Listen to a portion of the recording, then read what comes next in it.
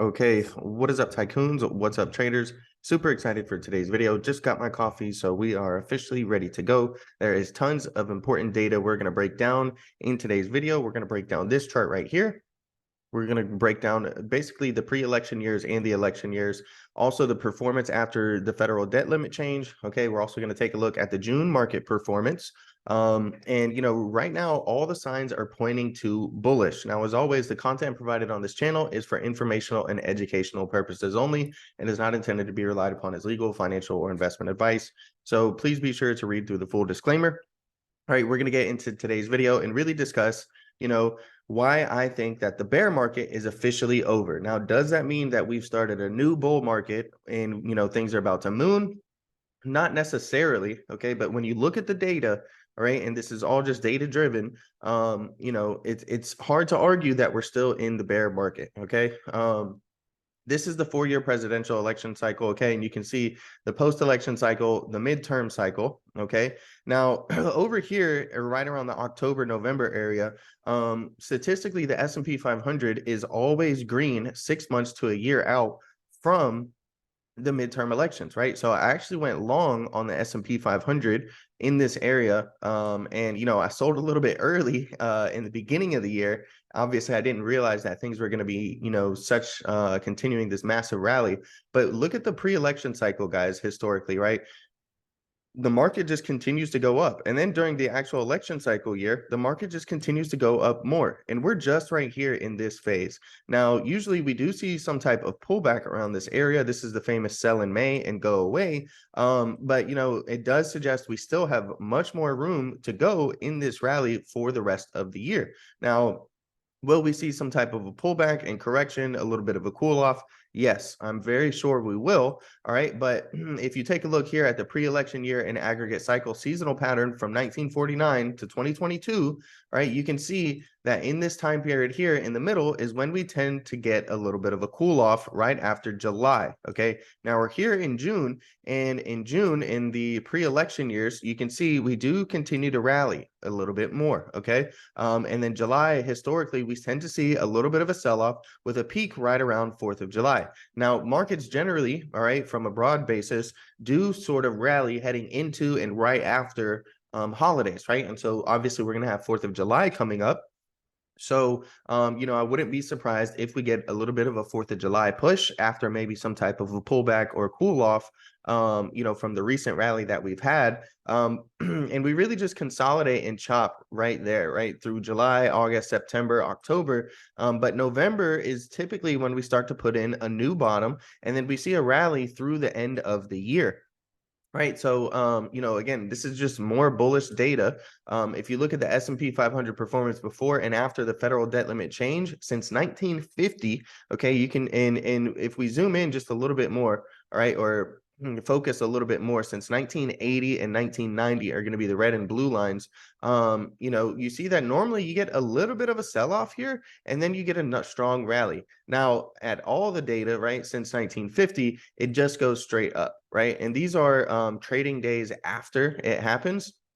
Okay, and you can see 60 days later, the market is putting in new highs, right, on all three data sets from the 1950s, 1980s, and 1990. All right, now to talk more about June specifically, because remember, this is trading days. So, 21, I believe there's like 21 trading days in a month, or maybe 25, something like that. I don't know exactly, but this is the June market performance here. And you can see during pre-election years, right, we have pre-election years in all of the dotted lines, and then we have, regular years right here in the solid lines. And you can see in pre-election years, the Dow Jones Industrial, the S&P 500, the NASDAQ, the Russell 1000, and the Russell 2000 all are up in the month of June.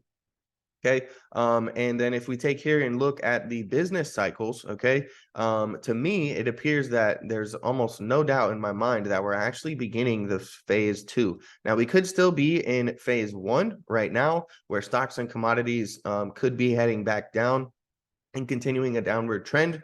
But specifically, the reason I think we're in stage 2 is I'm going to pull up a chart for you guys. And what you see is you see stocks and bonds going up and putting them in this rounded bottom. Okay. And you see commodities going down. That is the signs of stage 2 in the business cycles, right? And if we take a look at our chart here, we have the commodities index here in white. We have the stock index, the S&P 500, and then we have the bond index right here in yellow. And what do we see, guys? We see stocks and bonds putting in the rounded bottom here and starting to go up. And then we see the commodities index going down. Now let's take a look back here. It's stage 2 of the cycle. Commodities are going down. Okay. In stage 2, bonds and stocks are starting to go up and put in this rounded bottom, right? That's exactly what it looks like we're in right now. I could be jumping the gun. We might still be in stage 1, but if we are in stage 2, stage 3 and stage 4, guys, are going to be very juicy. And we just took a look at the election year cycles, and it looks like historically the next 2 years could be due for some continued bullishness, right? And if we actually take a look at this article right here from Seeking Alpha, they talk about how Wall Street is entering a new bull market as the benchmark S&P 500 gains 20% from the October low. Now, being that it's risen more than 20% from a closing low of 35.77 hit on October 12th last year, this is the technical definition of a bull market, right? A bear market technical definition is a drop of 20%, and a bull market technical definition is a gain of 20%. Now, this year alone, the S&P 500 has surged 11%. Back in early January, investors were reeling from a more than 19% loss in the benchmark index for 2022, weighed down by concerns over surging inflation, the Federal Reserve's hyper-aggressive rate hiking campaign, and macroeconomic and geopolitical conditions. Now, one reason that I say that the bear market is over, okay, is because that bear market was strictly a inflation slash Fed rate hike bear market, right? Like that's what really crashed it. Now, of course, earnings did as well, but a lot of those earnings were anticipating, and a lot of those really big drops were anticipating a much more worse economy than we're in right now due to the rapid, rate hikes that we saw. And really the labor market and the job market has just been so resilient. You can't really call it a true recession.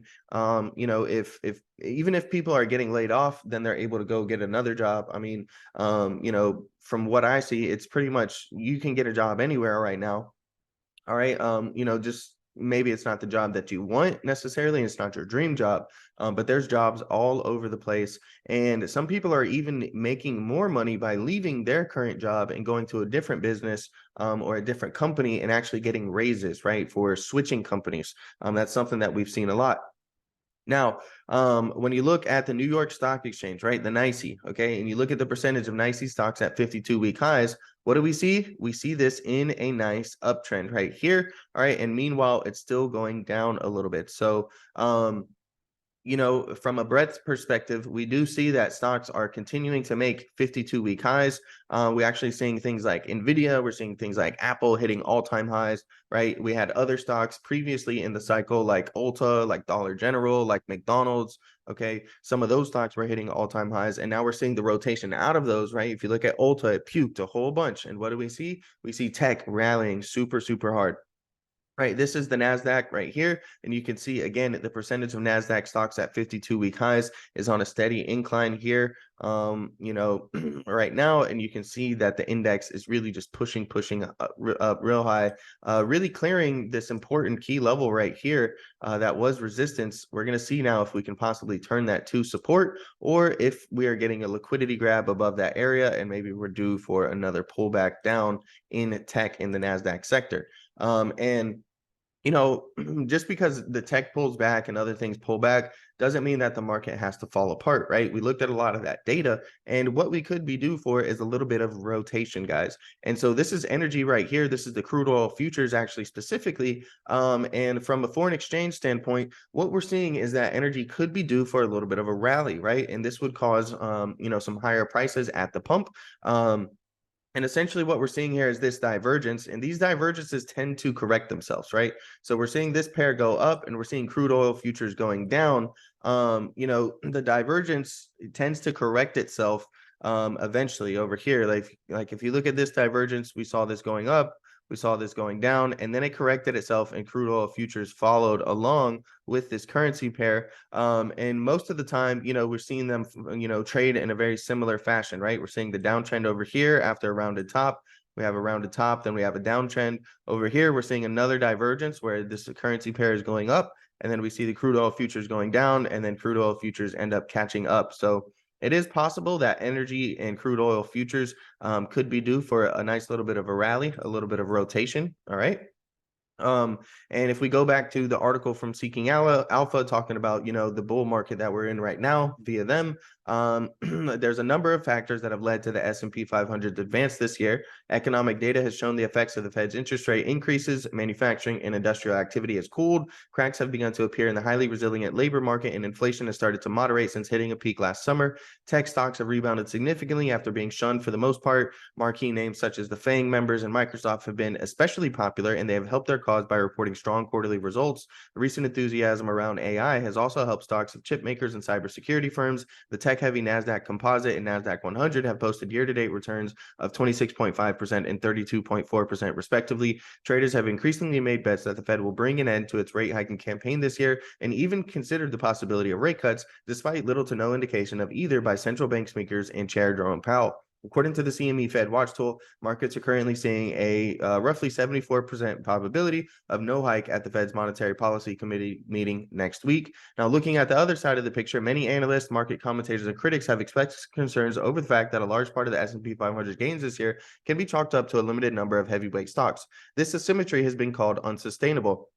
There have also been worries over the availability of liquidity in the market after the U.S. government suspended its debt ceiling into 2025. With plenty more economic data yet to come this year, along with the 5 scheduled central bank meetings, it remains to be seen whether the S&P 500's rally will sustain or will sputter out. Now, in my last TLT/market update video, I went over and showed you guys that historically, it's very normal to see a limited number of stocks really leading the way, right? And it's mostly the mega caps. And historically, that has actually led to the S&P 500 being up 6% 6 months later.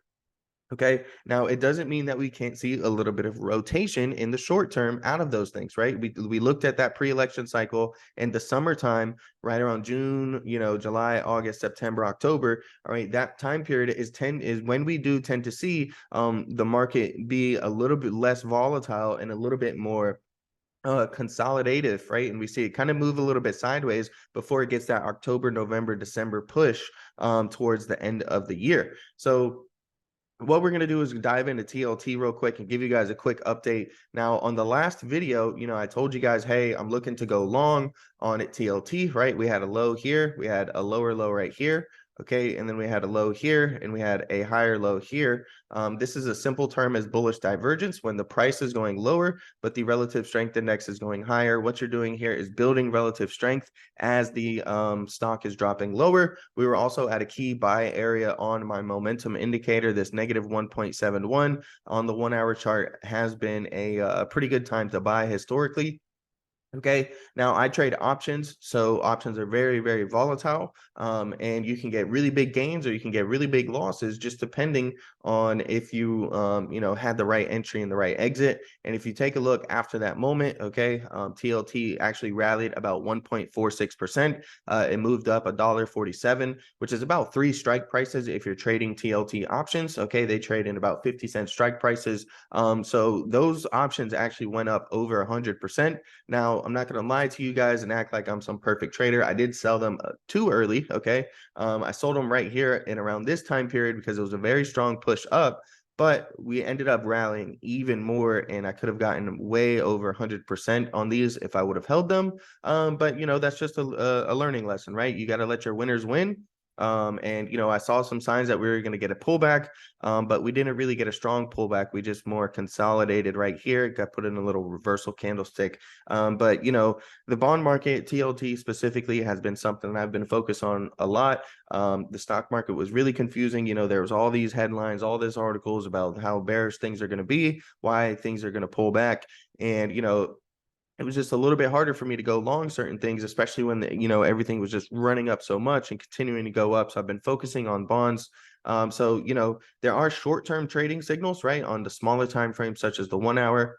If we go to The larger time frames like the daily, that's when you can start to see more of the structures, right? And so what we're tracking right now is a microstructure on TLT, a 5-wave microstructure, potentially taking it down to the 96, maybe even $95 area. These blue boxes here are known as gaps, all right? And these gaps, they tend to fill about 90% of the time historically. And so the big question is when, right? Not so much if they're going to fill, but when they're going to fill. And if you notice, we did actually get a half gap fill, okay, which I've mentioned before in videos.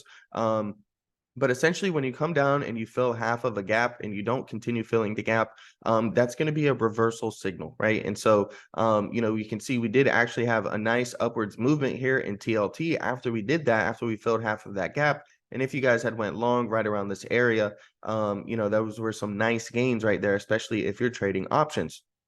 Okay. But we weren't really able to get above this key level here of 102.88. 106.29 is another key level here. And these are some really important levels. We'll go over it more when we look at the macro structure. But from a micro structure perspective, we definitely got a 1, 2, 3 down. We got a wave 4 up. Okay, and it looks like we're starting that wave 5 down, right? Even though we've had these green days in TLT, these green candlesticks, if you take a look, it's all been consistent lower highs. So, maybe will we break that trend, right? And we could put a little bit of trend line here and we could see a little bit more of a rally. But if we do that, we need to be prepared or be cautious of a double top, right? If we end up putting a double top, then we could come back down and test this level here right around 100. And if we break through that 100 level, then I see a strong chance we're going to play out the 5-wave structure and come down here and potentially test this gap fill right around 96.65 down to about $95 is going to be where the top of that gap is. Okay. For now on the MACD has been a really great entry and exit signal, especially if you combine it with some chart patterns or some candlestick patterns. But we see here we had the red line cross above the yellow line. That was a nice buy signal. Also right here where we got that half gap fill. And we did have a nice rally up. And now the big question is this going to continue heading upwards and indicate we still have some bullish momentum, or will this cross down below the yellow line and give us an exit signal and further suggest that we have this room to drop down here? All right, when we zoom out, or before we get into it, one reason that the bond market could continue to drop, okay, is because of the T-bills. All right. After this debt ceiling deal, there's a huge amount of T-bills that are in treasuries that are going to be flooding into the market. Okay, we're talking $1 trillion. And so the bond market may be preparing for that or maybe reacting to that. And maybe it may need to go lower because of that massive amount of treasuries that is going to be flooded into the system. A lot of people are saying that this is going to cause a liquidity crisis and crash the stock market. But as I mentioned, I'm kind of more focused on bonds, and so that's one thesis that could suggest that the bond market would have a little bit more to drop after so much, so many T-bills really being flooded into the market. Now, when you look at the macro structure, okay, what we were originally tracking was a move down to about 87 to 81 on TLT. And we were looking for a 5-wave bear structure, right? We had a 1, 2, 3, 4, and then we were setting up to get the 5 right here and take us down. But really, since December of last year, we have broken the structure and really just been trading completely sideways. And so, as I mentioned, we have that microstructure right here. Now we have the 1, 2, 3, 4, 5. We're going to see if this microstructure can play out. But the reason that we zoomed out here is just to show you guys that structures can break. Things were tracking very perfectly. Typically after a 5-wave move, you get an ABC correction, and that's what we continued to get, right? We had 1, 2, 3, 4, 5 down, and then we got an ABC up. We got a 1, 2, 3, 4, 5 down, hit our bearish price target here of 93.77. Okay, and then we got at 1, 2, 3 up. We got an ABC up, and we got 1, 2. And it looked like we were starting our 3, 4, 5 down, but that's when we broke the structure and really just been trading sideways. Well, overall, we have this pennant right here that we've been forming, and price action has been squeezing in between here. And we finally broke down below, retested that trend line, which is very textbook, and could potentially be heading lower, guys, right? After breaking that pennant. Again, 96, 90, 96, 65, 94, 73, 92, 30. Those are going to be some of the key areas and targets where I'm looking at. Now, if you guys are interested in learning more about trading, or maybe you have some personal questions you'd like me to answer, you can always email me at exactlytrades@gmail.com for a one-on-one coaching session. I really been doing these coaching sessions as a way to support the YouTube channel. YouTube doesn't really pay much. I might make $1 off this video. So I really just do these out of, trying to be genuine and, give you guys my thoughts and perspective, my honest thoughts and perspective on the market, let you guys know the different things that I'm looking at. So, definitely feel free to email me if you guys ever want to do a private session, a one-on-one coaching session.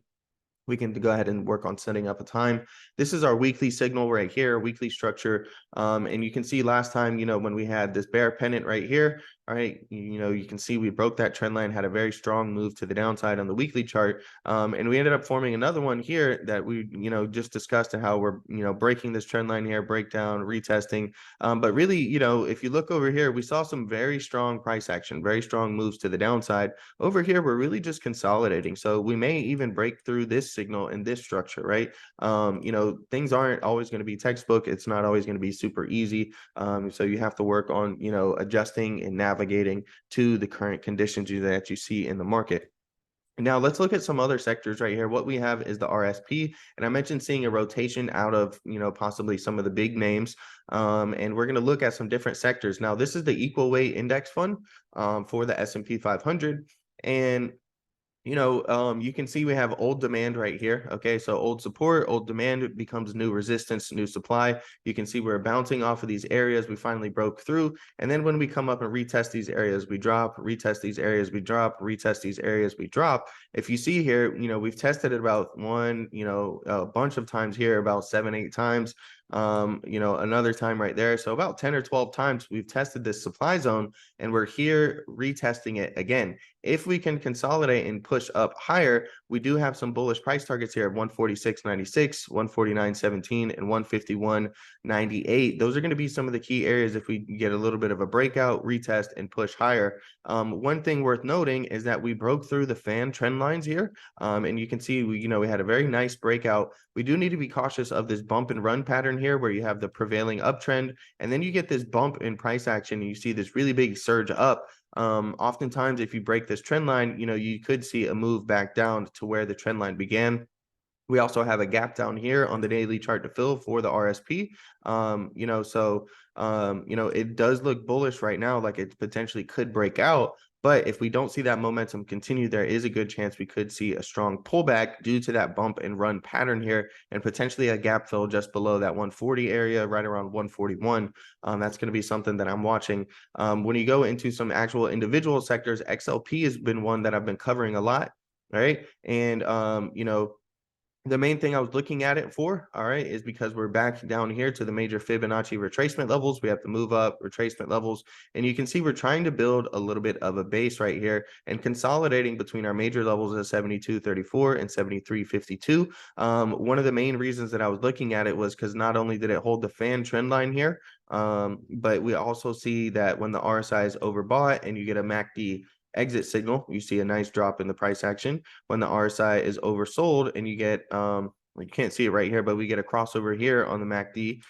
That's a buy signal, right? And you see a strong move up over here, MACD exit signal, red line crosses down below, RSI is overbought, see a strong push down over here, RSI is overbought, MACD exit signal, strong push down, and now we are at these oversold conditions, and we're starting to see the RSI or the MACD curl up. If this curls up, this could potentially give us a buy signal, and we could see a nice little rotation up. Now, we have a lot of resistance through our trend lines here, and we also have on top of 73.52, we have 74.34 and 75.17. Those old support levels are going to be strong resistance now. So if you're looking to go long, these are some areas that you need to be cautious of and need to be aware of. But on a bigger standpoint, we did have a triple top up here, and these triple tops honestly look good for breakouts for me, right? Whenever you come back up into this area, again, the more times you test an area, you test a zone, the weaker it gets. And we have a triple top here on the daily. That increases the likelihood that we could get a breakout retest and push up higher. All right. So, this is one thing that, we may see a rotation into is the staples sector. Okay. The staples have been bleeding a lot here recently. Does that have to happen? No. If we break through 72.34, most likely we're going to come down and test this demand zone just above 70. And I do have some bearish price targets to the downside in case we break below that demand zone. But for now, we're really just consolidating in between 72.34 and 73.52. This is XLI, the industrials. Industrials look good. We have a trader in our Discord, and he pretty much just focuses on industrials. He trades DIA, the Dow Jones Industrial. And if you look at XLI here, we have this nice diamond top breakout. Okay, a lot of people look at these for reversal patterns, but you can see that we actually got a strong breakout here. And if we want to continue this momentum, we're going to be heading up to this prior supply zone over here, just above 104, right around that 104, 105 area is going to be a target for XLI. And if it wants to push even higher, we could end up to about 108. That's also a prior supply zone as well. And those are going to be some areas of liquidity where price action is going to be drawn if things continue in a bullish momentum. Those are some areas you can look to target. We had a nice breakout of this very long-term trend line on the RSI. We got a breakout and retest, right? You can see over here, we tested this trend line 3, 4 times, 5 times, 6 times, 7 times, 8 times, 9 times, 10 times, 11 times. We finally got a breakout. We retested it and we pushed up higher. Very textbook breakout, retest, push higher here as well. So, industrials have been looking good here lately. Maybe will that continue, or, we do need to be cautious because, again, there's a gap down. We have this gap down right here. And if we see momentum die out, most likely we're going to come back down and fill that gap sometime soon. This looks like a breakaway or a runaway gap for now, where momentum is continuing bullishness after the gap up. Over here, we have XLE. We had some nice bullish divergence, giving you guys some really good trading opportunities. We had a low here. We had a lower low here. We had a lower low here. On the RSI, we had a low. We had a higher low. We had a higher low, right? And so each one of these times we created a lower low was a good entry for a potential buying signal based on the RSI, right? We had a low here, right? The lower low here, and then the higher low here. You see we got a nice little push up. All right, and then we lost momentum, came back down, put in a new lower low, but we put in a new higher low and bounced off of that bullish divergence trend line, and another good entry signal for a nice little move up. So we'll see, if we come back down on the RSI and retest this bullish divergence on the daily chart, that could be a potential buy zone with a good risk to reward area, right? If you end up breaking through that trend line and flipping it to resistance, you can close your position. And if we bounce off of there, you can set a trailing stop loss or take profit at wherever you feel comfortable for your own, risk analysis perspective. So that's it for today's video. Hopefully you guys enjoyed it. Smash that like button, subscribe to the channel. Let me know you guys' thoughts down below. Are you guys looking at any other sectors? Do you think we're going to see sector rotation? Are you looking at something different besides XLE, XLP, XLI? Are you guys bullish on TLT? Do you guys think that TLT could potentially drop down? Let me know all you guys' thoughts and comments, down below. And don't forget to smash the like button and subscribe.